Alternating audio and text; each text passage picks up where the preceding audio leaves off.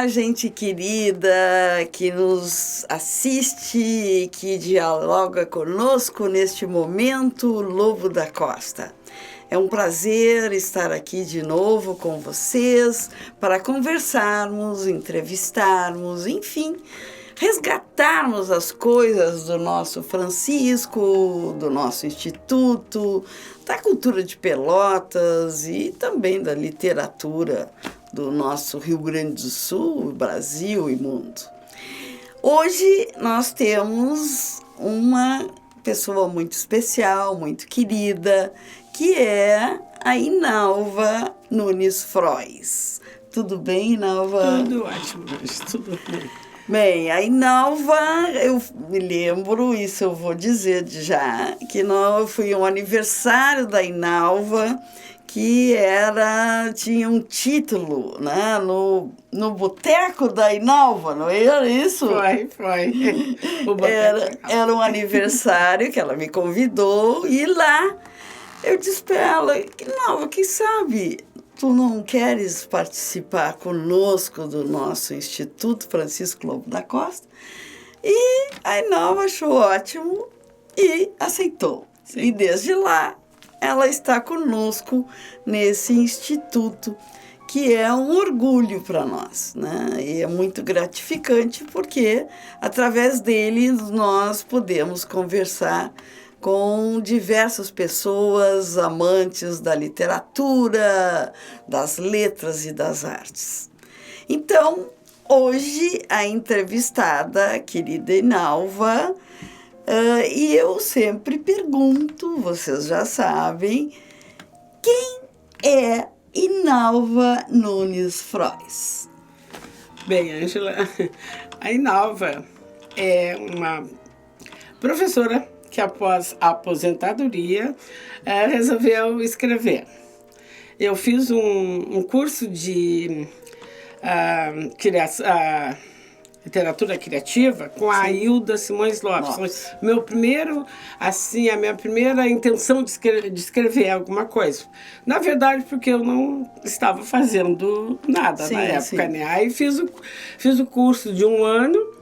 No final deste curso de literatura criativa, nós fizemos uma coletânea. Aí eu me entusiasmei, achei ótimo, né? Mas que bom.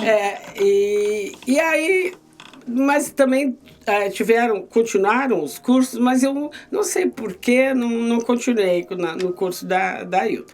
Mas aí, no ano seguinte, aí eu resolvi lançar o meu primeiro livro, que era de crônicas e contos também. Não, mais contos, né? Mas, como todo primeiro livro, né, nunca sai. Quer dizer, agora, quando eu olho, eu vejo coisas que eu poderia ter feito bem melhor, né? Bem, acontece que o autor geralmente é perfeccionista, né? Pois é. Posso dizer isso por mim. Eu escrevo e reescrevo várias e várias vezes até chegar numa coisa que mais ou menos eu gosto. Que a gente tem que gostar, porque não dá para lançar, né? Nada, né?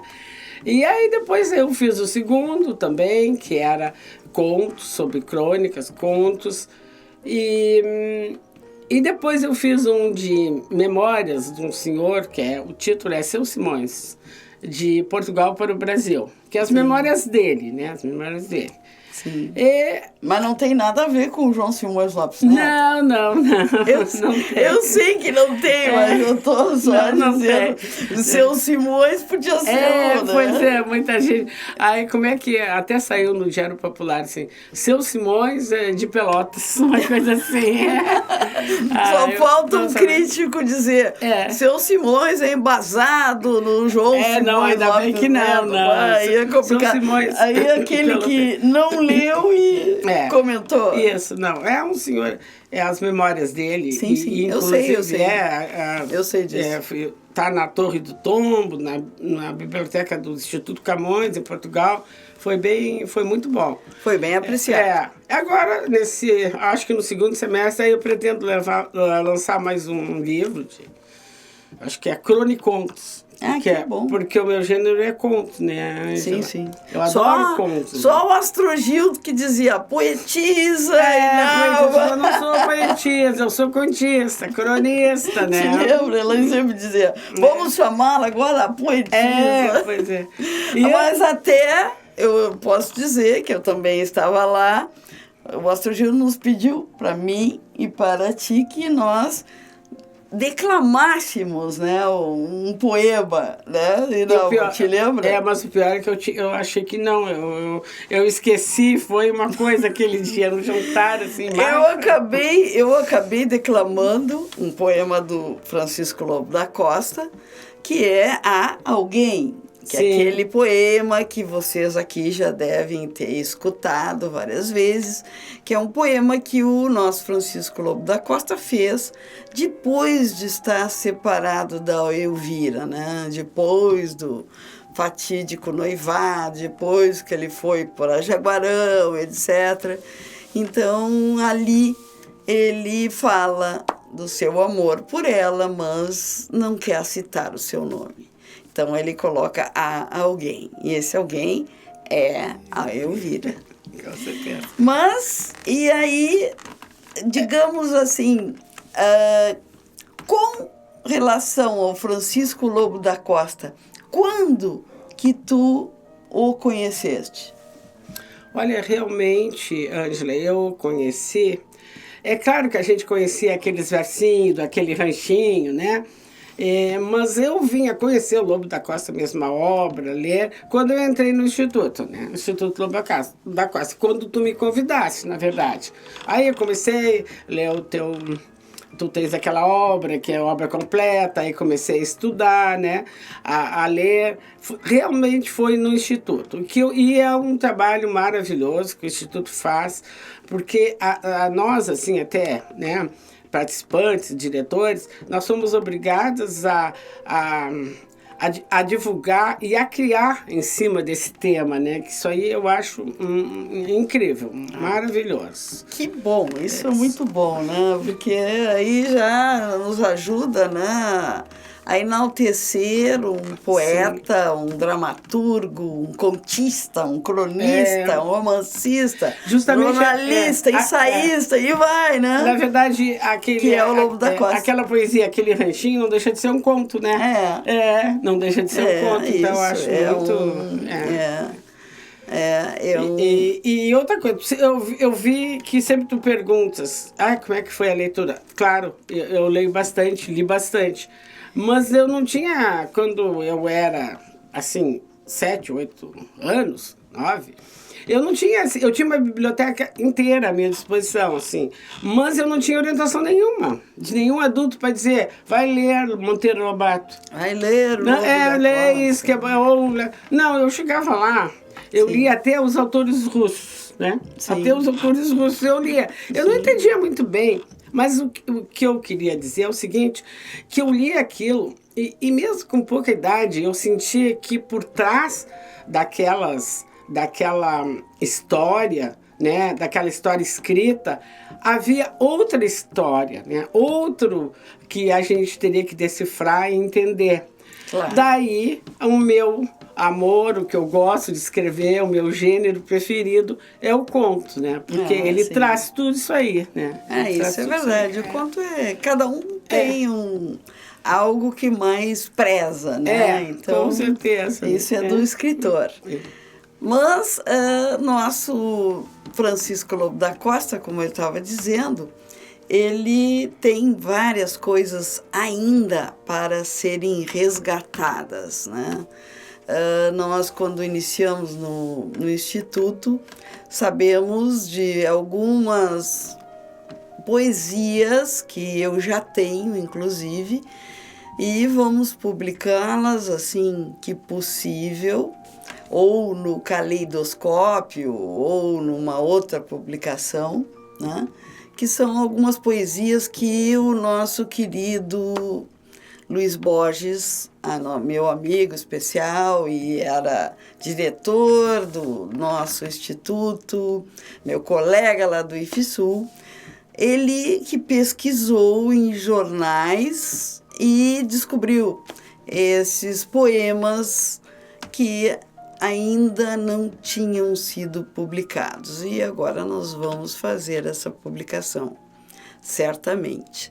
Então, a gente pode dizer que o Lobo sempre, sempre está sendo vivido, atualizado, né? Bom, cada leitura que a gente faz, a gente atualiza o texto, né? Então, o Lobo está sempre muito atual. E ele é o segundo em termos de poesia social do nosso Brasil, né? Porque o primeiro, claro, é aquele baiano muito legal, que eu adoro também, que é o Castro Alves.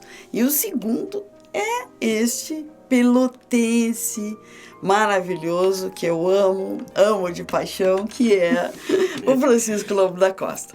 E eu vou te dizer, tu falaste na tua infância, adolescência e tal, eu tive um livro, Estrada Iluminada, que era do meu terceiro ano, né, do colégio, né? Eu estava no terceiro, 6, 7, ou estava com 8 anos. Foi quando eu li o Francisco Lobo da Costa, porque tinha uma parte só do poema Minha Terra, né? E na Estrada Iluminada, e que era um dos livros, a minha mãe era professora, e o livro era dela, e eu estudava nele também, etc. E gostei, aí eu comecei a ver quem era o Francisco Lobo da Costa, e sempre eu gostei de biblioteca, adorava a biblioteca do Assis Brasil, depois a Biblioteca Pública de Pelotense, que é maravilhosa. Então eu pesquisei e fui gostando. Mas nessa época de adolescente eu tive também um outro grande amor, que era o Eça de Queiroz, né? O português, né? José Maria Eça de Queiroz. Eu me lembro que com 13 anos, né, nós tínhamos um lugar, eu morava com meus avós maternos, e nós tínhamos um lugar que era em cima da garagem, era um lugar grande onde se colocava sofás e poltronas e mesas que não estavam sendo utilizadas. E ali era o meu lugar predileto de leitura. E coloquei na porta da entrada de lá de cima, escrevi, desenhei, botei Paraíso, em homenagem ao Eça de Queiroz, né? Que da leitura que eu já estava fazendo do Eça de Queiroz, então eu coloquei, né, do Paraíso, que seria o caso aquele do primo Basílio, né? Que eles tinham o paraíso e tal. E até acho que essa leitura é legal, né? E depois foram feitos vários assim, ensaios de teatro com os meus alunos do IFSU e da Católica sobre obras não só do Lobo, mas também do Eça de Queiroz e outros autores, Machado de Assis, que é maravilhoso também. Então, essas partes, assim, de infância, adolescência, são interessantes, são né? Mesmo, né? E isso ficam impregnados parece na como gente, a leitura, né? No ser da gente, é verdade. Né? E eu noto, assim, até com as entrevistas que tu faz, que, não sei, a leitura, quando criança, parece que determina, né, assim, a personalidade. Aquilo que tu vai ser. É muito eu vou dizer até, assim, me determinou, o Eça de Queiroz me determinou e muito, porque eu sempre gostei de literatura, sempre gostei de português, adorava tudo. E o Lobo da Costa era da parte da literatura, e o Eça de Queiroz era cônsul, né? Cônsul de Portugal, e faleceu como cônsul de Portugal em Paris, né? Em Neuilly, que ele ficava lá. E eu queria, o que eu queria? já naquela minha idade de 13, 14, eu vou estudar letras e direito. E foi o que eu estudei, letras e direito. Por quê? Porque eu queria seguir uma carreira diplomática, sim, que nem o Eça de Queiroz. Só que não é bem assim, né? A carreira diplomática para a mulher não é muito. Eu depois fiquei olhando, observando, e eu concluí, né, as duas, tanto letras como direito. E advoguei 10 anos até. 10 anos. Aí depois eu não advoguei mais e só me dediquei na parte de literatura. E eu vi também que como futuro para uma mulher na diplomacia não é muito interessante. Né? O homem, sim, é embaixador, né? Pode ser cônsul, né? E isso geralmente tem ele é escolhido, é um aspecto político. A mulher vai ser o quê? Secretária do embaixador, secretária do cônsul. Não quero isso. Então eu disse, não. Agora, atualmente, acho que está melhorando essa parte. Melhorando, talvez que naquela época não era complicado. É verdade, pode ser que esteja melhorando. Pode ser um pouco, né? Talvez as meninas agora ainda alcancem. Mas eu fui motivada pelo essa. Pois é incrível, né? Segui. Só que depois eu fui vendo que não dava muito. Não dava, era complicado para uma menina. Isso mesmo. Mas, Inalva, o que tu tens a nos dizer ainda sobre a tua vida profissional? Eu sei que a Inalva recebeu, né, há poucos dias, no dia 10 de junho, dia da raça, dia de Camões, né, da morte de Luiz Vaz de Camões, ela falou do nosso querido Camões, um outro grande autor, né, e maravilhoso, para Portugal especialmente. E foi muito prazeroso te ouvir. Eu já estava lá.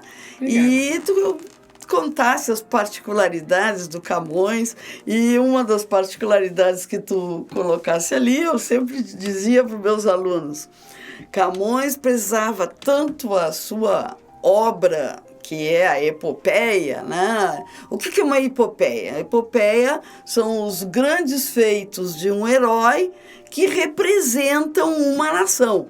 Então, os Lusíadas está dizendo isso mesmo, os grandes feitos do Vasco da Gama, que representam a nação portuguesa, né?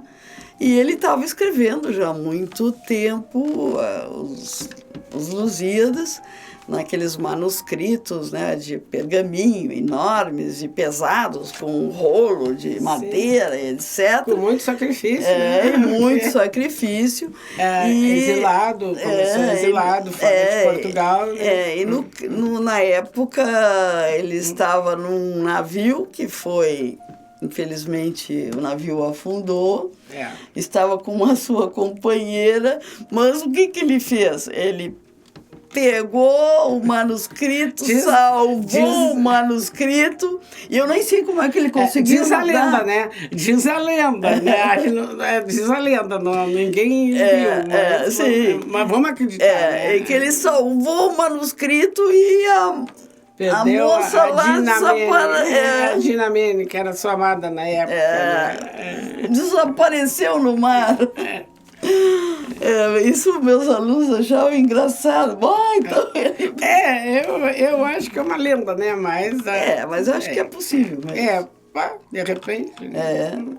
Quem sabe ele se agarrou, como até quando ele morreu, ele tinha um exemplar, né, dos Lusíadas, que até que ofereceu pro Frei, aquele que estava assistindo, né? Então, eu acho que aquilo era o amor à pátria, amor a Portugal, né? A saudade, tudo, né? Então, talvez, né? Quem sabe ele se agarrasse mesmo. Não digo assim, mas até eu fico imaginando situação, porque um pergaminho não era uma coisinha assim, enorme, né? E não deveria ser muito leve, porque aquilo é de madeira, né? Que davam as voltas, aí, né? Claro que na época que ele morreu, já estava impresso, né? Já estava impresso, ele conseguiu, né? Isso, Aí já... não, na época que ele morreu, sim, não, mas na época do naufrágio, não. Se ele não tivesse salvado, não teríamos os Lusíadas, Não né? teríamos, com certeza. E pena, né, que o fim do Camões não foi um fim como dele merecia, né? Porque Dom Sebastião, que era um rei que todos os portugueses amavam, era um rei importante, né, que poderia ter feito... E era bem interessante o governo do Dom Sebastião, porque ele preservava as artes, letras, inclusive deu para o Camões uma pensão, né, para que ele se mantivesse e continuasse a fazer a sua obra, que era maravilhosa. Sim, mas eu tenho até nesse aqui, no Caleidoscópio, volume 1. Isso é porque quando eu não sei, eu associo assim o Camões com Lobo da Costa. Sim, né? Fizesse uma comparação. Eu fiz uma comparação, né? Um estudo comparativo. Porque eu acho assim que a vida deles foi parecida, né? Porque eles não eram aceitos na sociedade, porque não tinha dinheiro, né? Preconceito, né? As amadas nunca eram inalcançáveis, né? As amadas eram inalcançáveis. Então eu acho assim um paralelo muito interessante isso aí. Até eu tenho aqui no Caleidoscópio, que a gente... Então mostra aqui para os nossos queridos. Esse aqui é o primeiro volume, né? Isso. Caleidoscópio do piano. Tem já o 2, né? Tem o 2 e agora já está digamos que já está quase saindo o 3, né? O 3, isso. É isso mesmo. E ali tu fazes, eu me lembro do teu texto, que eu fazes faço uma comparação bem interessante. E que realmente procede, né? Procede, sim, cara, com certeza. Porque o que aconteceu? O Dom Sebastião foi para as cruzadas, até com... eu sei que ele levou a espada do Afonso Henriques, né, que representava o início de Portugal, né, e ele foi, infelizmente, ele nunca voltou das cruzadas, né. Alguns tinham esperança, agora não sei, mas até há pouco tempo que ele voltaria. Tá difícil. E aí, com o Dom Sebastião, também aquela pensão que ele recebia para se manter foi suspensa, né? E aí o Camões ficou com uma vida muito difícil, né? Então, infelizmente... Voltando para o Lobo da Costa, tá? O Lobo da Costa, eu acho que ele lia muito os autores portugueses, sim, né? Todos. Todos, né? Até porque, tem o soneto aqui, poesia que eu vou ler depois. Quando eu li A Barca Fria do Camões, do Lobo da Costa, eu disse assim, mas eu conheço mais ou menos alguma coisa parecida. Aí fiquei pensando.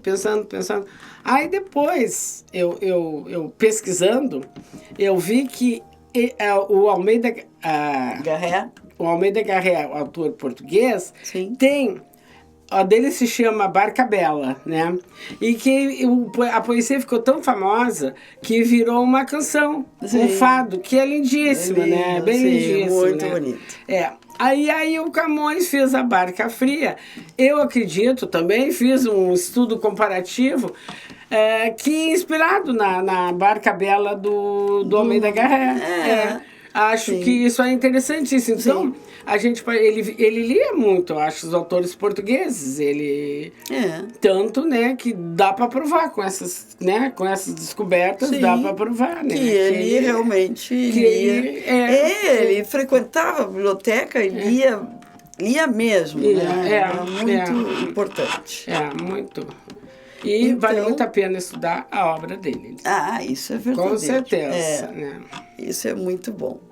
Mas, agora então, nós vamos passar por nossa última parte da nossa entrevista com a querida Inalva, que é a leitura de um poema que a Inalva selecionou e que vai nos presentear com ele. Pois é, então, como eu havia falado, eu fiz um estudo comparativo que o Lobo da Costa tem uma poesia chamada Remador da Barca Bela. Aliás, Remador da Barca Fria, desculpe, que é inspirada numa poesia de Almeida Garrett, que é A Barca Bela. Tá? Então eu vou ler esta, que eu acho bem interessante, e tem umas imagens, né? Tem umas imagens na poesia que parece que a gente está vendo a fotografia, assim, a paisagem. Eu acho muito interessante. Então, Remador da Barca Fria. Remador, nessa barquinha prateada pelo luar, onde vais que assim o mar afrontas, ó remador? Brilham ondas de esmeralda ao nível noturno sol, e mortalhas de cambraia cobrem o lívido arrebol. Assim, no fluxo dos cabelos, cheio de aromas de amor, brilhavam outrora bela as sensitivas em flor. As margens eram serenas, era a viração sutil, e uma barquinha veloz bordava o lago de anil. Tripulante minha vida, já se ofegava de amor, pérolas luzem sublimadas, rema, rema, remador. O parcel mostrava os picos, na cor morta do jerez. A barquinha larga os panos, flor aberta em frio mês. Dentre as águas titubeantes surgiu a deusa do amor, a sereia. Foge dela, remador. É isso aí, então. E não sei se vocês observaram que tem umas imagens lindíssimas aqui que ele no soneto do Lobo da Costa, que não tem no do Almeida Garrett. Então, gente querida, gostaram do nosso episódio de hoje? Eu gostei. Obrigada, Inalva, estava ótimo. E eu peço para vocês de casa que, se não se inscreveram ainda no nosso canal, se inscrevam, que curtam os nossos episódios, que sugiram algo para nós, escrevam se gostaram, se não gostaram, digam por quê, que nós vamos tentar sempre melhorar. E vamos dialogando dessa forma. Então, agradeço a participação de todos nesse nosso Momento Lobo da Costa. Fiquem com Deus e até um próximo episódio. Beijão!